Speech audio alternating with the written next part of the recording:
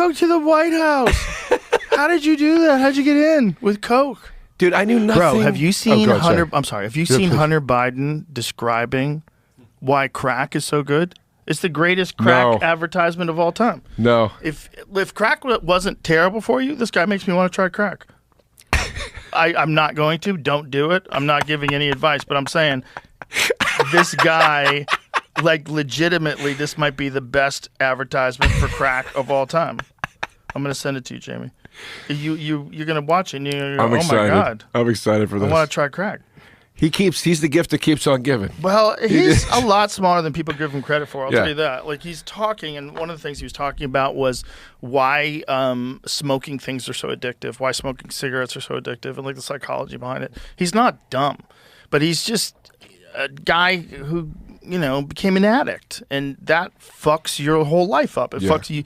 You become a subhuman. Yeah. When you're junkied out all the time, and you're that dude who's like what he was doing, like making films and shit, and driving with a gun. Like, he was fucking gone. He was out there, dude. Well, when you're an addict with money, it gets real wild. And your dad is one of the most famous people on the planet. It's so crazy. Listen to this. Well, the only difference between crack cocaine and cocaine is sodium bicarbonate and water and heat, literally. That's it? That's it. And those things are pretty much free if you go to like a science store. This is free. You can go to your neighborhood convenience store and just get. Anyway, I don't want to tell people how to make crack cocaine, but it literally is a mayonnaise jar of cocaine and baking soda. How different is the experience? Oh, it's vastly, vastly different. And like for real, I feel really reluctant to kind of have some euphoric discussion. I know you're not asking me to do that, but have some euphoric discussion about crack cocaine. I think this might be kind of the opposite here. Okay, no, it's the exact opposite. I'm saying I don't want to have the experience of some euphoric recall. That's how powerful crack cocaine is. Does crack cocaine make you act any differently? No. Is it safer than alcohol? Probably. People think of crack as being dirty. It's the exact opposite. When you make crack, what you're doing is you're burning off all the impurities so that it combines with the sodium bicarbonate, which makes it smokable. That's all. You know, all of these actors and, you know, people in the past that talked about they had a problem with cocaine and freebasing. They were smoking crack. So straw on the stove is the same thing? Not exactly, but close to it. But it's a little bit different. But anyway, my point about it, your point about it, which I think is true, is that there's a thing about crack that is really insidious. And what it is that anytime, you know, I think one of the reasons that they believe that smoking cigarettes is so addictive is because it combines three really important things.